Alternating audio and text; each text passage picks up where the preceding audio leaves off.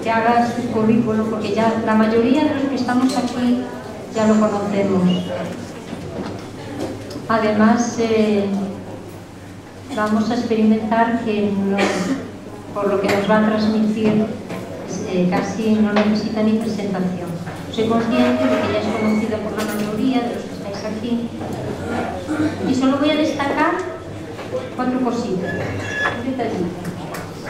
Es presidente del Movimiento Espírita de CIMA de Venezuela desde el año 1974.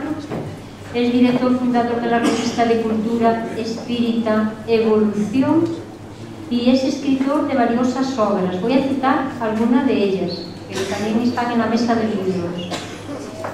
Entre ellas está Historia de la parapsicología, Los fundamentos del espiritismo, son 2 obras fenomenales, Tratado del espiritismo, El espiritismo y la creación poética, El pensamiento vivo de Porteiro.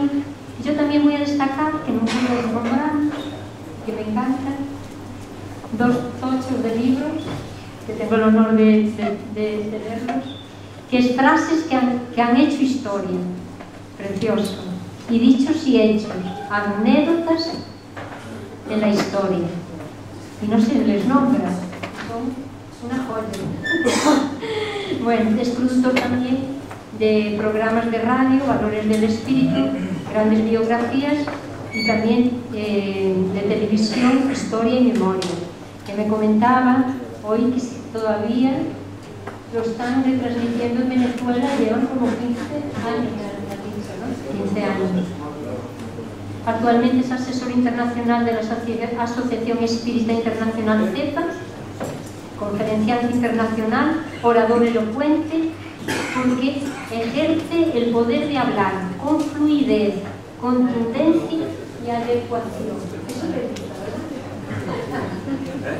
Bueno, el tema que nos va a presentar es educación espiritual ante la muerte, conocimiento importante y necesario para conocerlo e incorporarlo en nuestra vida. Así que tenemos el placer de tenerlo hoy aquí en este simposio. Muchas gracias.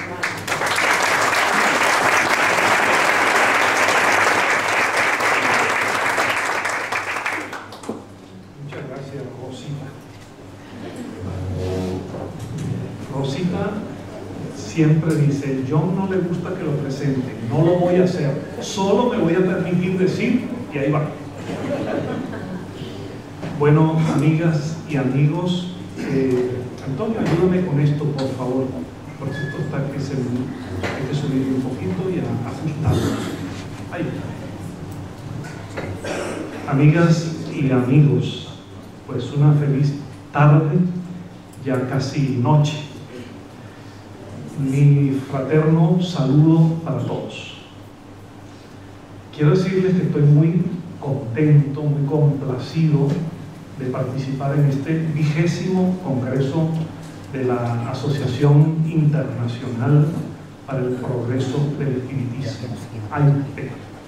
Yo formé parte de esa fundación y he seguido la trayectoria y he felicitado muchas veces a todo el equipo que estuvo, que está y que seguirá estando en este proyecto tan interesante.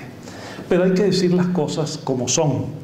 Y dentro de ese equipo hay una persona que es el alma, el nervio, la inspiración, el motor de ese proyecto, que es una dama maravillosa de Ourense, que se llama Rosa Outeriño y que todos la conocemos cariñosamente por Rosita. Rosita, 20 años de AIPE es el momento para agradecerte todo lo que has hecho y todo lo bueno que haces. En nombre de muchas personas de Europa y de América. Muchas gracias.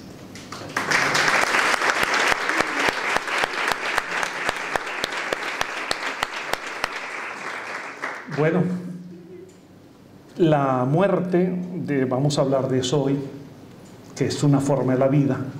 La muerte es, junto con el amor, el tema que más ha atraído a los pensadores, a los escritores en todos los tiempos. Tánatos y Eros, los dos polos de la experiencia humana en todos los tiempos.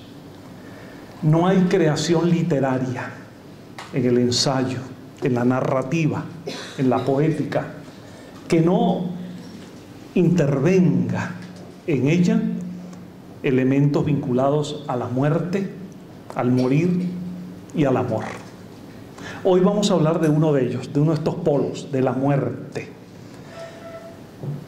Y comienzo por decirles que es tan profunda el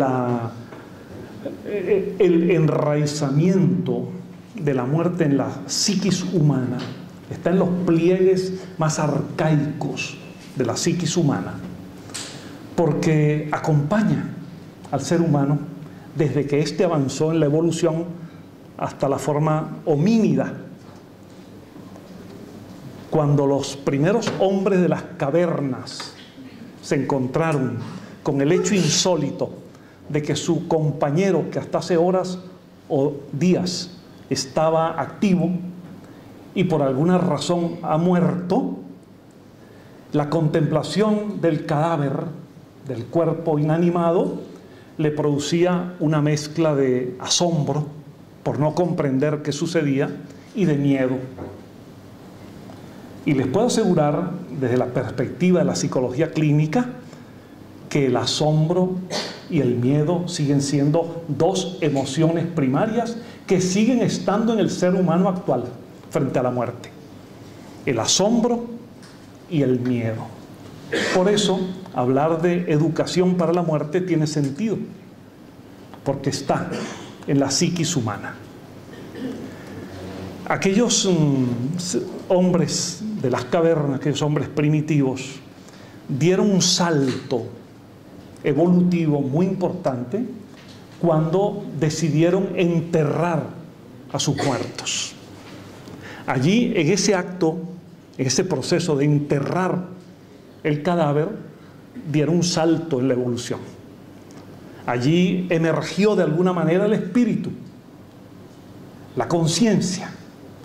Ya no se trataba de ser, sino de saber que se es, que es una diferencia cualitativa con los seres primates y otros que nos anteceden en la escala evolutiva. Y el acto de enterramiento del cuerpo ya inerte comenzó a ser acompañado poco a poco de manifestaciones diversas, de danzas, rituales, ceremoniales, músicas, en las que en un acto fantástico de la creación espiritual intentaban enfrentar aquello, asumirlo, calmarlo y hasta de algún modo canalizar sus propias emociones. Y de allí poco a poco fueron surgiendo los grandes mitos, que ya no solo eran esas creaciones que lindan entre la razón, la intuición y la fantasía, sino también en las maneras a su alcance de explicarse el mundo que les rodea y a sí mismos. Y por eso hubo mitos cosmogónicos acerca de cómo habían comenzado las cosas, o mitos cosmológicos acerca de cómo eran y cómo funcionaban, y también mitos escatológicos acerca de la muerte en sí misma. Y de esos mitos aparecieron lecciones, enseñanzas, aprendizajes, premios, castigos, recompensas, divinidades mayores o menores alrededor de la muerte. Y de los mitos se pasó a las religiones. Religiones que aparecieron por todas las poblaciones en todo el planeta. En Occidente se fueron afinizando, perfeccionando, hasta dar origen a las grandes tradiciones religiosas monoteístas en Occidente. Y en Oriente, a las tradiciones espiritualistas y religiosas de corte pluralista, en el sentido de que unas tradiciones consideraron la muerte como la única experiencia de una vida, mientras que en aquellas tradiciones, desde muy antiguo, como lo revelan obras como los Vedas, ya pensaban que esta muerte era una entre muchas muertes y muchos renacimientos. Y de las religiones se pasó a la filosofía, que tiene como base fundamental la razón para intentar explicarse las cosas. Y en las especulaciones filosóficas se debatió, entre otros grandes temas, el de la muerte. ¿Cuál es el significado de ella? Y por eso hubo filósofos, desde los grandes filósofos cosmólogos como Tales de Mileto, Empédocles y otros más, que veían esto desde una perspectiva de que la vida se acababa totalmente con la muerte. Pero aparecieron otros filósofos que asumieron que la muerte era una puerta para otra vida y para otras vidas. Y es así que aparecieron notables figuras, como es el caso de Pitágoras de Samos, que en su escuela filosófica en Crotona le enseñaba, en la visión esotérica, iniciática, le enseñaba a sus discípulos que había transmigración de las almas. Y después aparecerían pensadores extraordinarios, como Sócrates, que dio no solamente lecciones orales, porque era un gran predicador oral, que no escrito, que no usaba la escritura. Sócrates nos enseñó con el ejemplo. Y si leemos una obra como el Fedón o de la inmortalidad del alma, veremos que los últimos momentos en la vida de Sócrates, condenado por el areópago griego injustamente a tomar la cicuta, supuestamente por negar a los dioses y por corromper a los jóvenes, esos últimos minutos Sócrates los dedicó exactamente a explicarle a aquellos que le rodeaban qué ocurría en su organismo después que tomaba la cicuta.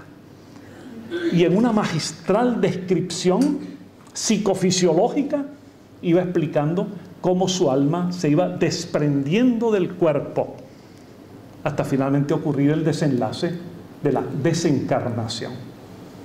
Todo esto lo sabemos porque su discípulo más aventajado, que fue Platón, tuvo la genial idea de escribir.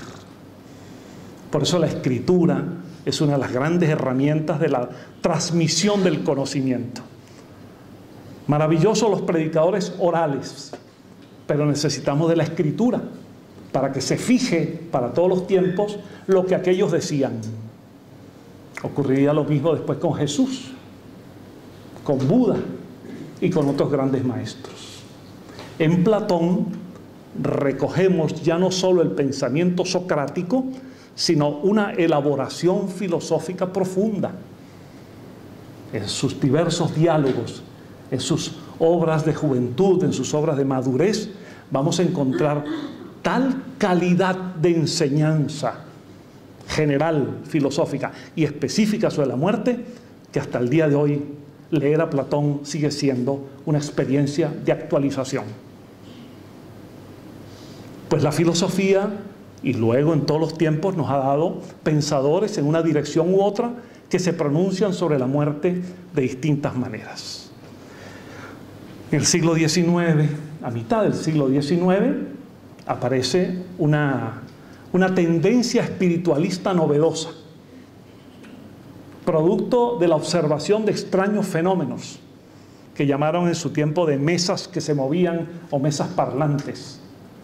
Y aparece un pensador, un pedagogo, que se dedicó a observar críticamente aquellas manifestaciones. Críticamente. A intentar comprender las causas de esos fenómenos. Y a partir de allí, a sistematizar la información hasta que dio paso. Con el libro Los Espíritus y demás obras, hablo por supuesto de Allan Kardec, dio paso a lo que nos une aquí, al espiritismo. El espiritismo, una visión, una doctrina un sistema de pensamiento filosófico, racionalista, científico en cuanto a la posibilidad de investigar y experimentar, profundamente ético y moral, adogmático y aconfesional, ofreciéndole al mundo una tradición espiritualista fuera de los clásicos cánones de los libros sagrados o de la fe como camino, señalando que la racionalidad es camino para la comprensión de lo espiritual. Y ahí el mérito fundamental de Allan Kardec, que le devolvió a la humanidad lo que parecía perdido, la tradición filosófica de que es posible llegar al espíritu por una vía que no contradice la razón. Y allí el mérito de la visión espiritista, de la visión espírita de la cual muchos de nosotros, si no la mayoría, somos partidarios firmes y entusiastas. El espiritismo implica, para decirlo con el título del tema de hoy, el espiritismo implica toda una educación espiritual frente a la muerte. Porque parte de una premisa, la gran premisa de la que se origina la visión, el cuerpo doctrinal del espiritismo, es la continuidad después de la muerte. Ese es el eje central. La existencia del espíritu y su continuidad después de la muerte. En términos de encarnación, la inmortalidad del alma. El espiritismo, partiendo de allí, nos señala que la muerte es casi una metáfora. Se podría decir que no hay muerte, si por tal entendemos que se extingue la vida. Hay muerte en tanto el organismo fisiológico deja de funcionar, y eso naturalmente que lo registramos todos. Nos ha ocurrido a todos en épocas anteriores, nos va a ocurrir y ocurrirá siempre. Es el proceso de la vida. Pero no hay muerte en tanto en cuanto no es la extinción del ser, la liquidación de la conciencia, sino que es un continuum, es un proceso dialéctico de contradicción entre nacer y morir, que tiene una síntesis en el renacimiento. Nacemos, morimos, renacemos, para que se dé el proceso evolutivo y dialéctico de la evolución, a través de esta síntesis extraordinaria. Partiendo de esta premisa, la doctrina espírita, en su pedagogía para la muerte, nos da respuesta a los tres grandes miedos humanos ante la muerte. El miedo a morir, el miedo a lo que va a pasar después de la muerte y el miedo a los muertos. El miedo a morir porque la certeza que le da a quien conoce el espiritismo le da un auténtico bálsamo espiritual. No hay muerte en tanto en cuanto no desaparecemos. Seguimos siendo nosotros en otra dimensión, con otras características, pero psicológicamente con el yo y la conciencia de que somos nosotros. Y lo que va a pasar allí, el más allá, que está relativamente más acá, en tanto en cuanto se interpenetran, ese más allá es una dimensión interexistencial del espíritu, en la cual estamos nosotros mismos en otra fase de nuestro proceso evolutivo. Cuando morimos, no dejamos de ser quienes somos. El más allá no está integrado por gnomos, elfos, sílfides, larvas, cascarones astrales, periespíritus en residuo, conforme algunas escuelas esotéricas lo plantean. El más allá está formado por una humanidad.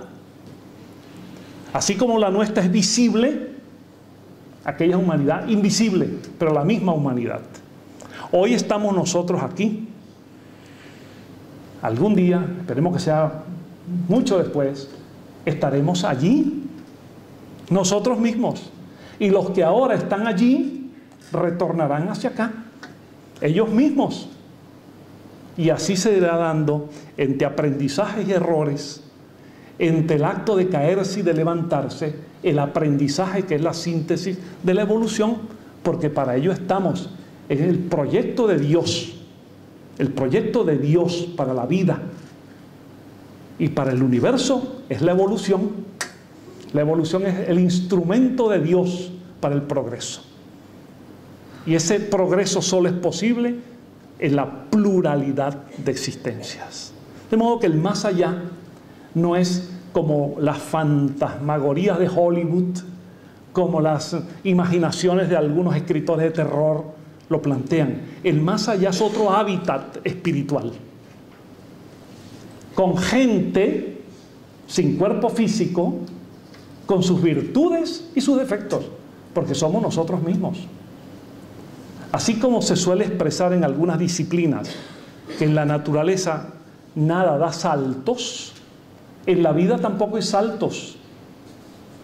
No pasamos en la desencarnación a convertirnos o en ángeles o en demonios. Seguimos siendo seres humanos con nuestros problemas y dificultades. Quizás a veces a algunos les sirve la nueva visión para corregir situaciones o perspectivas, pero en general avanzando lentamente. Y el espiritismo educa con respecto al miedo a los muertos, porque no es así como algunas fantasías imaginan, que los llamados muertos, es decir, espíritus desencarnados, nos van a atacar, nos están mirando como voyeristas en nuestra intimidad, se acercan a nosotros para lastimarnos, cuidado con ellos. No, la interacción entre el mundo espiritual de los desencarnados y el mundo corporal de los encarnados es una interacción que responde a leyes, y entre ellas una fundamental que es la ley de afinidad. Porque los seres espirituales que están cerca de nosotros lo están porque hay nexos, porque hay vínculos en lo positivo y en lo patológico. Todo depende de nuestras conductas, de nuestros hábitos y de nuestros pensamientos, no de nuestras creencias. No es de lo que creemos, sino de lo que somos. No se trata de que hay una doctrina salvadora. No. Al fin y al cabo, el espiritismo es una propuesta de educación del espíritu y no una propuesta religiosa para conquistar el cielo o para librarse del infierno. No. Es una propuesta pedagógica para avanzar. Y no hay sino afinidades que atraen, que nos acercan a esos seres previamente desencarnados. Imaginemos a un poeta inspirado con sus creaciones hermosas, dándonos en sus metáforas toda la belleza que es posible. ¿Cuáles son las entidades espirituales que se le pueden acercar a él, que rodean su psicosfera? Son espíritus desencarnados de quienes han cultivado el ars poético, el lenguaje poético, que inspiran, que insuflan ideas, que disfrutan de aquellos versos bien construidos, de aquel uso apropiado del lenguaje poético, o los escritores, o a un historiador que tiene incógnitas y dudas sobre una circunstancia del pasado, le insuflan alguna idea, porque vibran en esa dirección y con esa sintonía. Pero imaginemos, por lo contrario, a una persona que en el desliz de sus vicios se ha entregado al licor, llega hasta los extremos del delirium tremens, a los vicios más diversos. ¿Quiénes le rodean? Le rodean aquellos que vibran con la misma afinidad, que hasta insuflan ideas de continuar en eso, porque ellos en una suerte de parasitismo o de simbiosis están allí conectados con aquello y psíquicamente están disfrutando. De modo que, a diferencia de lo que se suele decir en la vida cotidiana, que se dice, dime con quién andas y te diré quién eres, la visión espírita lo plantea a la inversa. Dime quién eres y yo te voy a decir con quién andas. Andan con nosotros en cualquier campo, filosófico, religioso, de cualquier filosofía, incluyendo filosofías materialistas, andan con nosotros aquellos que simpatizan, que sintonizan, que están con esas ideas. No se trata, por lo tanto, de lo que creemos, sino de lo que hacemos y de lo que somos. La visión espiritista de la educación del espíritu tiene mucha conexión con lo que se planteó desde los años 70, 80 del siglo XX, con una disciplina que es una combinación múltiple de conocimientos que se dio el nombre de tanatología. Y con una cantidad de investigadores, entre los cuales la doctora Elizabeth Kubler-Ross tuvo un papel significativo, esta psiquiatra extraordinaria. La tanatología es una combinación de medicina, enfermería, psicología, sociología, trabajo y espiritualidad, religión, ética y espiritualidad. El espiritismo, la visión pedagógica del espiritismo, tiene mucha sintonía con la tanatología, porque el propósito de la tanatología es escapar un poco de la tendencia del modelo biomédico dominante, el modelo materialista, organicista, fisiologista, conductista, según el cual, según ese modelo, la muerte debe hacerse lo más aséptica posible, lo más en solitario del paciente, lo más convertido en un número, en un hospital o en una clínica, molestando lo menos posible para que haya cuanto antes una muerte en solitario.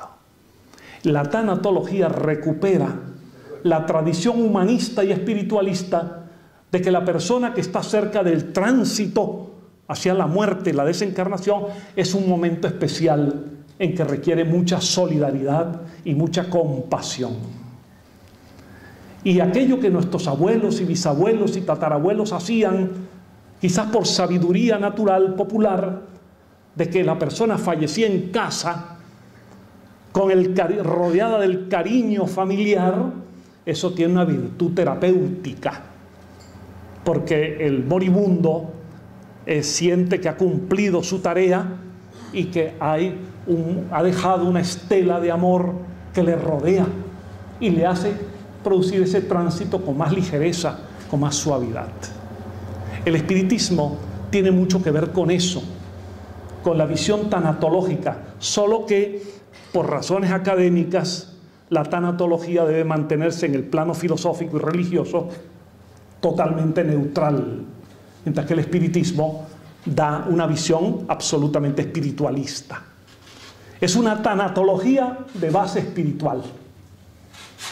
Y el espiritismo le plantea a las personas que están en ese tránsito, les plantea la posibilidad de ayudarse en el proceso. Le plantea a la familia cómo ayudar al paciente. Le plantea a los médicos una mayor perspectiva humanista. Por eso es importante reivindicar una tanatología de base espiritual. Y el espiritismo tiene que ver con eso. Como, por cierto, en las tradiciones de Oriente, en la tradición, por ejemplo, tibetana, el Bardo Todol, el libro tibetano de los muertos, es un auténtico trabajo de tanatología espiritual, donde los monjes acompañan al paciente, al moribundo, y no solamente lo ayudan y lo auxilian moralmente, sino que lo acompañan en el propio tránsito hacia el bardo. Pues el espiritismo en la cultura occidental tiene mucho que ver con esa tradición. Desde este punto de vista, y aprovechando el esquema presentado por la doctora Kubler-Ross, es importante recordar que cuando las personas están de alguna manera les ha sido informado que su vida ya está por terminar, que de acuerdo con la enfermedad que padecen hay un margen limitado de tiempo, la tanatología, a través de Kübler-Ross, presentó un esquema didáctico que se cumple en mucha medida para quienes no están preparados para esto. Hablaba la doctora Kübler-Ross de 5 fases en el proceso de adaptación, comenzando por la negación. Generalmente la persona a quien le informan los médicos de una situación así, producto de los exámenes, lo niegan y suponen que los médicos están equivocados. Esto no me puede estar pasando a mí, esto es un diagnóstico equivocado. Pero cuando es ratificado y ya el paciente entiende que eso es así, entra en la segunda fase de ira, de cólera, de rabia, impreca contra Dios, lanza improperios contra el mundo, la humanidad, se disgusta con todos y entra en una fase crítica de agresividad. Cuando esto baja la tensión, comienza otra estrategia inconsciente, la tercera fase, que llamó la doctora Kübler-Ross de negociación. Pero bueno, en lugar de disgustarme con Dios, ¿por qué no le pido a Dios que me salve? En lugar de disgustarme con el mundo, ¿por qué no rezo? ¿Por qué no elevo mi pensamiento? Y Dios mío, y los santos, los ángeles, los espíritus, el universo, como se quiera llamar, si a mí me curan, yo me dejo el pelo largo. O si a mí me curan, hago un viaje en una peregrinación a no sé qué lugar del planeta. O si a mí me curan, yo dono una de mis empresas. Así por consiguiente, intentando negociar. Pero pasa el tiempo y como eso no se negocia, tampoco da resultado. Y esa persona, entendiendo que le ha fallado todo, entra en lo que los psicólogos tememos, la depresión. Estoy perdido, ya aquí no hay nada que hacer, estoy hundido. Y esa creencia, esa entrega, esa disposición a no luchar, contribuye precisamente al deterioro. Y no solamente hay el deterioro de la enfermedad, sino un deterioro cognitivo, un deterioro psíquico, hasta que, con la ayuda de sus familiares, buenos amigos, psicólogos, psiquiatras, tanatólogos, sacerdotes, pastores, en fin, gente que pueda darle, según su orientación, pueda brindarle calma. Y llega a la fase que es la metaterapéutica, la tanatología, que el espiritismo acompaña, que se llama la fase de resignación y aceptación. Es decir, asumo mi realidad y a partir de allí, en el tiempo que me queda, ¿cómo lo voy a aprovechar? Y es allí donde la enseñanza espírita tiene da una contribución muy importante. ¿Qué le dice el espiritismo a una persona que quiera asumir esta visión? Porque hay personas que tienen otras y todas son respetables. ¿Qué le dice el espiritismo a una persona en esta situación? Claro, déjenme antes decirles que estoy poniendo un ejemplo ideal, pero hay muchas maneras como puede sobrevenir la muerte. La muerte puede sobrevenir por envejecimiento, que es, por cierto, la que está dentro de la planificación natural. Cuando ya hemos cumplido una existencia, el organismo nos está dando señales de que ya la tarea está cumplida. Hay que disponerse a hacer las maletas para el viaje. Pero la muerte puede sobrevenir por accidentes. Accidentes de todo tipo, hasta las tragedias naturales como la que infelizmente en estos momentos produce tanta tristeza y dolor en nuestra España, en el Levante y en otras regiones de la península, en esa tragedia colectiva, que es otra faceta de la situación. La muerte puede venir por homicidios, que tiene otras características. No es lo mismo fallecer de una enfermedad, no es lo mismo fallecer por envejecimiento, por senilidad, que la vida sea truncada y cortada por el disparo de un arma homicida.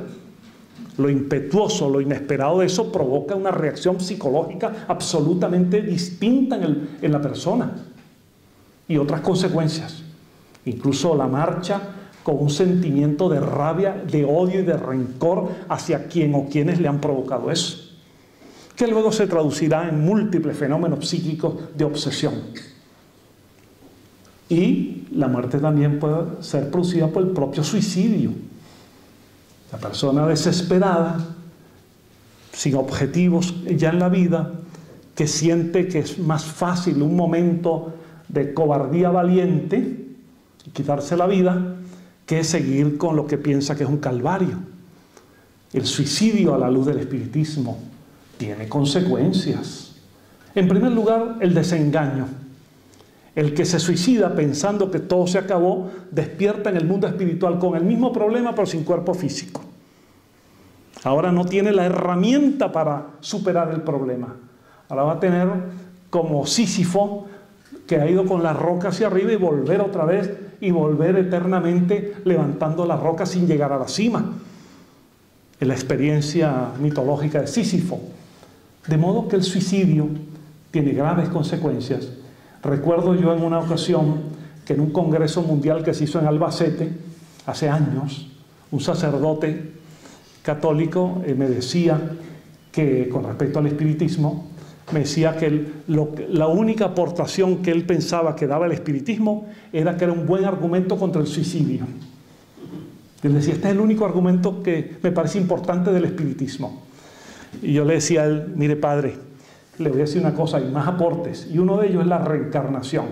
Y aunque usted, como sacerdote católico, practicante, no cree en la reencarnación, usted también va a reencarnar, ¿sabe? No va a depender de que usted crea o no crea. Es una ley de la vida. Así que estamos en lo mismo. Pues todas esas alternativas se pueden dar. Y la pedagogía espírita tiene una visión, una orientación, un apoyo para las personas según su propia situación. Yo resumo diciéndoles todo esto, que es muy largo.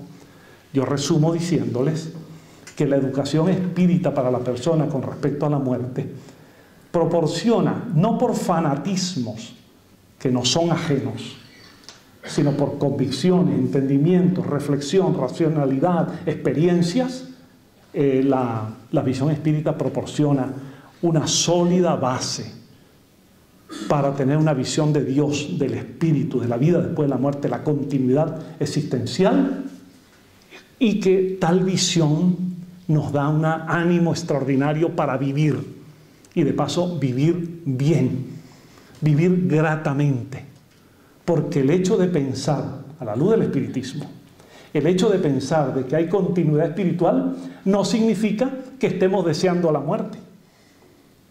Más de una vez en nuestros centros espíritas nos ha llegado una persona diciendo, interpretando equívocamente la información espírita, que nos dice, estoy feliz sabiendo que continuamos, que reencarnamos. Yo creo que ya debo dejar este cuerpo, este caparazón. Le digo, no. Ese cuerpo es una maravilla. Es el gran instrumento del espíritu en la vida encarnada. El cuerpo hay que amarlo, cuidarlo, prever de lo posible de las enfermedades, tenerlo bonito, limpio, agradable para los demás. El cuerpo hay que mimarlo. Eso fue de otros siglos inquisitoriales, donde el cuerpo era lo demoníaco, lo sensual, lo sensorial, y el espíritu era lo puro. No, el cuerpo es tan puro como el espíritu, es un instrumento. De modo que el comprender la muerte como paso y continuidad del espíritu no significa, a la luz del espiritismo, desear la muerte. Al contrario, los espíritus le dijeron a Kardec, desde el punto de partida de la codificación del espiritismo, le dijeron, la primera ley es la ley de la conservación de la vida. Dentro de las 10 grandes leyes que planteó Kardec en un esquema didáctico, que pueden ser más leyes, pero esas 10 las presentó Kardec: la ley de adoración, la ley de conservación, la conservación de la vida. Así que el amor a la vida es amor al cuerpo, porque quien ama es el espíritu. Pues el espiritismo nos da una magnífica orientación sobre esto. También para quienes están dentro de la situación de una enfermedad que se ha cronificado, que permanece en el tiempo, que provoca lesiones muy severas, dolores profundos, grandes sufrimientos. El espiritismo ayuda muchísimo para que la persona, en un momento dado en que se haya agravado su situación, en que sea irreversible su curación, en que humanamente el destrozo orgánico y cerebral sea de tal magnitud e irreversibilidad, el espiritismo tiene, sin aplicar eutanasia, tiene un recurso extraordinario, que es una ortotanasia espiritual. Es decir, ayudar al paciente, a la persona, a comprender que su situación no tiene retorno y a que voluntariamente acepte marcharse. Acepte marcharse, que es distinto a la eutanasia, sea directa, activa, introduciendo un elemento, una sustancia, aplicando un aparato que le quite la vida, o incluso la eutanasia pasiva, que es desconectar de equipos de funcionamiento. La ortotanasia espiritual, que se deriva de la enseñanza espírita, tiene que ver con educar al espíritu a que asuma y comprenda que ha concluido la fase más productiva de su existencia y que debe voluntariamente marcharse. He tenido bastantes experiencias de este tipo, en casos más o menos parecidos, y créanme que con el apoyo de espíritus guías, con el apoyo de médiums, con el apoyo de espíritus y el apoyo de la familia, hay personas que han estado semanas, meses en una fase agónica y no se desprenden por miedo, y le traen a las familias gravísimas consecuencias, no solo económicas, que ya son fuertes, sino consecuencias anímicas. Destrozan la familia, crean problemas para la convivencia, divisiones en la familia entre partidarios de una técnica o de otra.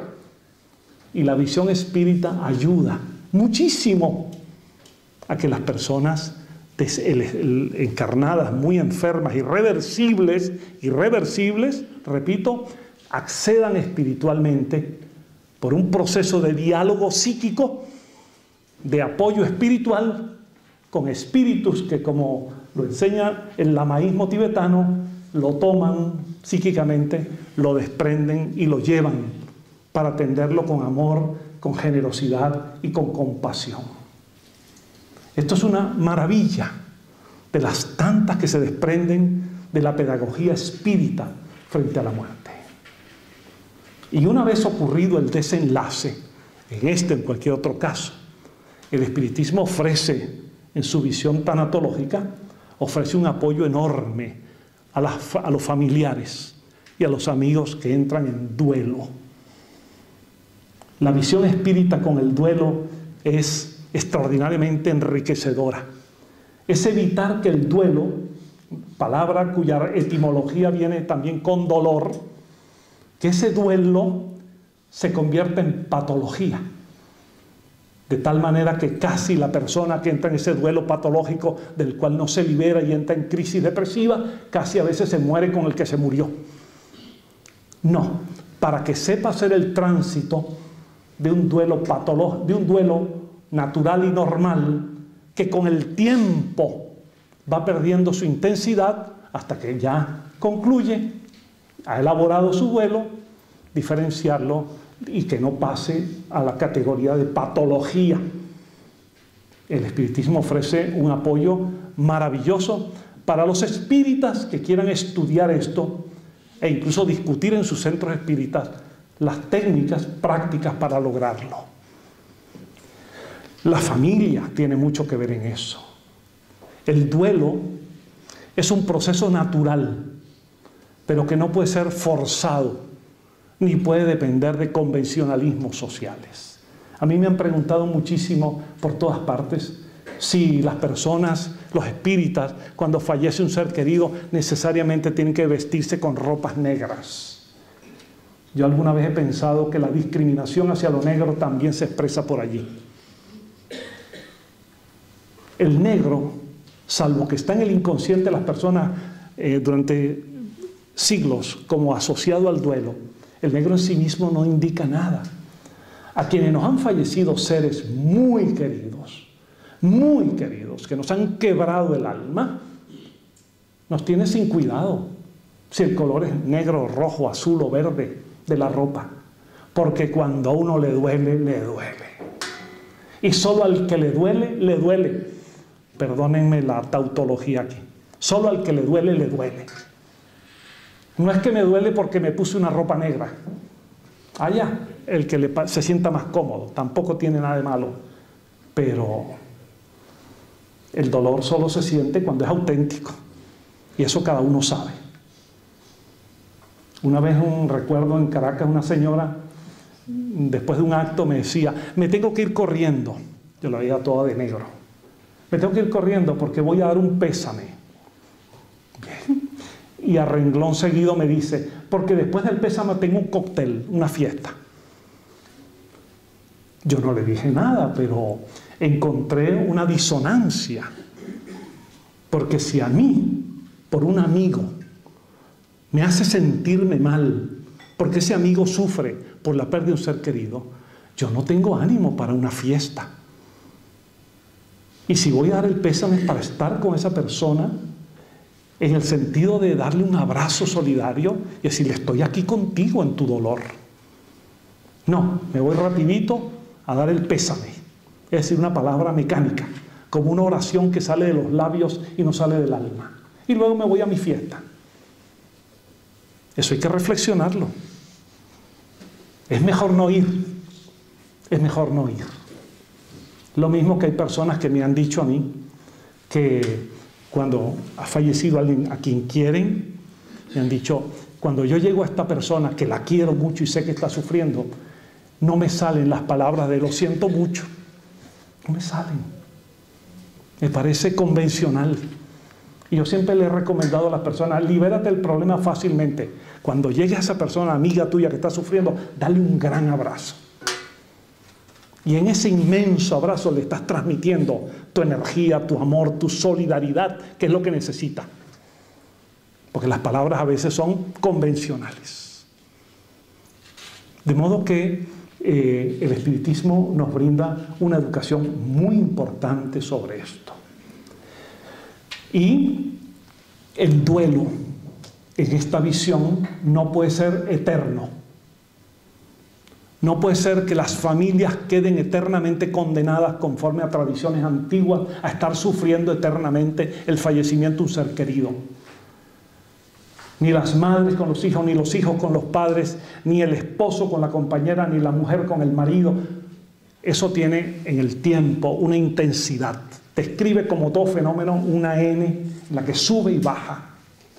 Y la vida vuelve a su expresión. El amor y el recuerdo están allí.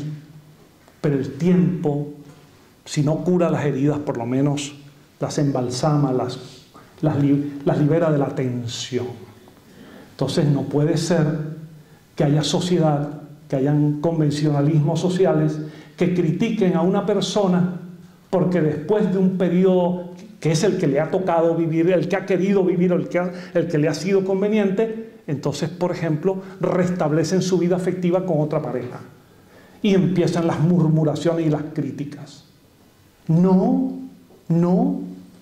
El amor a un ser querido que partió no se mide por allí.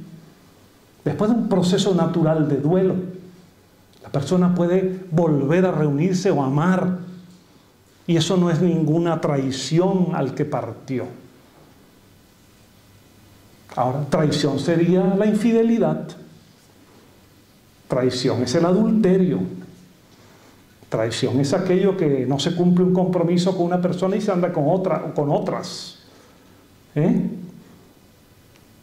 Eso es traición. Como decía el poeta Benedetti, decía, hay que tener alergia, decía él, a 3 figuras geométricas. Decía él, 3 figuras geométricas debemos rechazarlas.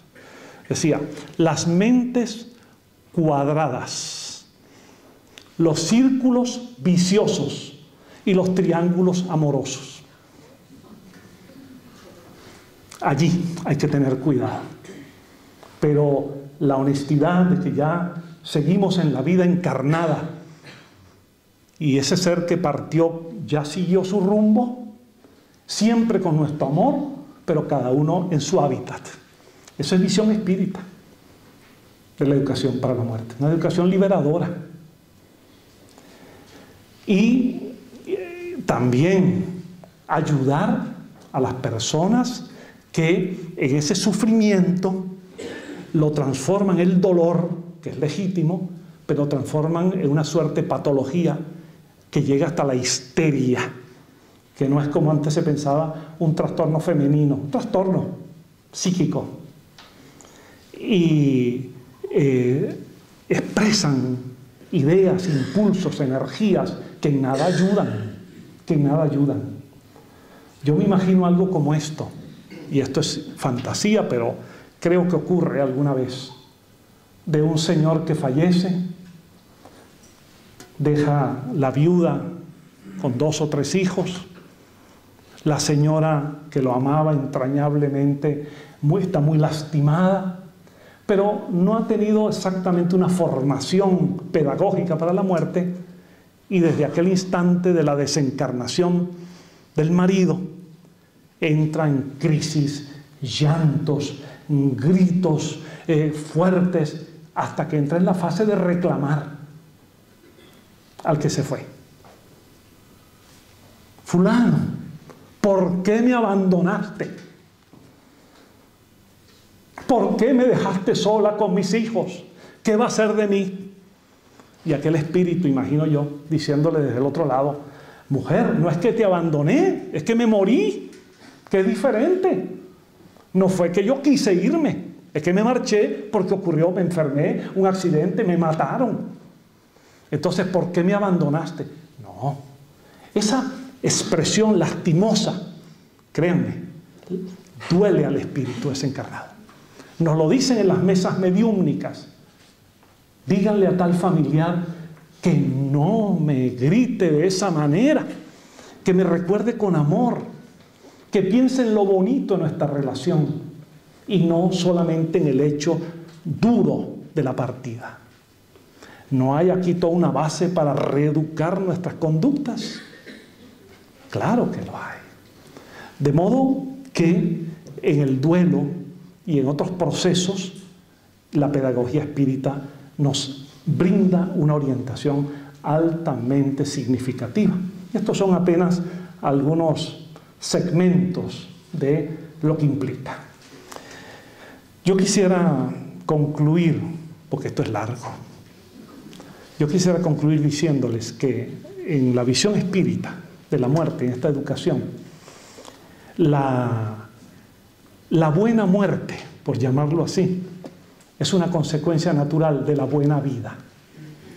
Hay un nexo entre vivir esta existencia y fallecer o desencarnar. Una desencarnación en términos no violentos, sino por envejecimiento, por senilidad, porque el organismo ya no da más. Esa desencarnación serena, tranquila, generalmente es consecuencia de una vida que aún con sus errores fue una vida tranquila, metódica, ordenada y positiva en el balance general. Y la visión espírita es de que hay una relación entre nuestra vida encarnada y nuestra desencarnación, que se expresa de muchas maneras. incluso con las leyes de causalidad espiritual. Pero esa relación tiene que ver con lo que estamos preparados para asumir la muerte. ¿Estamos o nos toma de sorpresa? Es una pregunta a la conciencia interior de cada uno, respetando naturalmente las creencias particulares. Y siempre hemos insistido que el espiritismo, no siendo una religión, sino una filosofía espiritual, no tiene como pretensión adoctrinar, ni evangelizar, ni cautivar, ni convencer a nadie. Como decía nuestra Amalia Domínguez Soler, el espiritismo se expone, no se impone. La visión y misión del espiritismo es ofrecer una alternativa para los espíritas, ratificando convicciones, y para los no espíritas, invitándolos a pensar con mucho respeto. Si una persona está en ese trance de fallecer, y es una persona de profundas creencias en alguna religión, católico, evangélico, protestante, budista, maometano, judío, o de ninguna religión, el espiritismo no pretende forzar convicciones de nadie. El espiritismo, si nos dan la oportunidad, le diríamos, en nuestra visión esto es así, pero depende de su aceptación y de su convicción. Siempre nos ha parecido, contrario al Estado laico, por el cual nosotros estamos de acuerdo, siempre nos ha parecido contrario a la cultura de la tolerancia y del respeto, esas personas de buena fe, pero equivocadamente fanáticas, que van a los hospitales, que van a las clínicas, y si les dejan al paciente moribundo o al paciente en un estado de gravedad determinada, en ese momento de debilidad orgánica y debilidad psicológica, le van con sus libros sagrados, le van con sus dogmas, con sus figuras, con sus imágenes, a buscar que acepten en un momento de debilidad, en que no están todas sus fuerzas, como para decir, yo toda mi vida he tenido esta convicción y me gustaría que me la respeten. Un espírita sería incapaz de eso. Un espírita no llevaría el libro de los espíritus a ninguna persona en esa situación, a intentar convencerlo en ese momento. Si esa persona quisiera conocer nuestro punto de vista sin fanatismo, se lo expresamos, sin amenazas, sin coacciones de que se va a encontrar en el más allá. No, sino nuestra visión es esta. Piénsala hasta allí, incluyendo a quien es negador porque es materialista, marxista, ateo o algo existencialista o algo parecido, que no tiene ninguna idea de Dios o de la espiritualidad. El espiritismo no intenta convencer a nadie, aunque le podría decir, ¿quieres conocer lo que los espíritas pensamos? En nuestra visión hay continuidad espiritual. Te vas a encontrar en ese mundo espiritual. Y sería bueno que pensaras al respecto. Hasta allí. Sin ofrecer ni salvaciones ni perdiciones. Porque de paso, amigos míos, y aunque la frase no les suene bien a todos, no existe la salvación. Por la sencilla razón de que nadie está perdido. Estamos todos en evolución. Al fin y al cabo, ¿salvación de qué? En la ley de la reencarnación, ¿nos vamos a salvar de qué? En todo caso, de nosotros mismos, de nuestras bajas pasiones. Bien, pero hay términos mejores en la pedagogía y en la educación. De modo que la buena vida, la vida honesta, la vida honrada, la vida correcta, la vida de servicios, es la más importante para que la muerte también acontezca en sintonía con ello. Y dentro de esa educación, muy importante la comprensión de que en esta vida el confort material es muy significativo. Todos tenemos derecho a vivir con comodidad, sobre todo cuando es fruto de nuestro trabajo. Es fruto de nuestro trabajo. La propiedad de los bienes es legítima si es bien adquirida, como le dijeron los espíritus a Kardec. La negación de la propiedad privada es producto de doctrinas ultras que no se corresponden con la realidad humana. Ahora, convertir el afán de posesión de bienes, convertir el acaparamiento, convertir la vida en aquella meta de buscar y buscar más allá de lo que en esta vida se puede gastar, es francamente una enfermedad del espíritu. Permítame que les cuente esto, que es importante como moraleja, como ilustración. En una oportunidad cualquiera, un maestro espiritual gozaba de mucho prestigio. Y uno de sus discípulos, que vivía en otra ciudad lejos de allí, estaba tan encantado con las enseñanzas del maestro que dijo: voy a viajar porque quiero conocerlo. Viajó, hasta allí llegó, y cuando llegó a la humilde casa del maestro, entró, y lo que halló allí en el interior de esa única habitación eran 2 sillas, una pequeña mesa y un colchón sobre el suelo. Sorprendido, le dijo: oh maestro, ¿dónde están tus muebles? Y el maestro le respondió: ¿y dónde están los tuyos? El viajero dijo: no maestro, yo vengo lejos de viaje, estoy aquí de paso. Y el maestro volvió a decirle: yo también estoy de paso. La lección es muy clara. Los bienes materiales son muy útiles para la vida, y el derecho al confort, el derecho a disfrutar de ellos. Pero convertir la posesión en una meta enfermiza, convertir el acaparamiento de bienes más allá de lo que en una vida podemos gastar, es un camino que demuestra la avaricia, el orgullo y la inferioridad moral.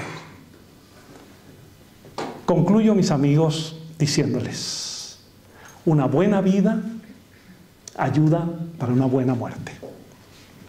Y si me permiten, les recuerdo una frase, una enseñanza extraordinaria sobre esto, proveniente de uno de los grandes maestros de la espiritualidad, igual que lo fue Jesús, igual que lo fue Buda y tantos otros. En este caso me refiero a Confucio. Confucio le decía a quienes le seguían esto: oh discípulo, es conveniente que tomes esto en cuenta. Cuando tú naciste, todos a tu alrededor reían. El único que lloraba eras tú. Vive y obra de tal manera que cuando mueras, todos los que están alrededor estén llorando y seas tú el único que estés riendo. Amigos, la buena vida para la buena muerte. Esa es la enseñanza del espiritismo. Muchas gracias.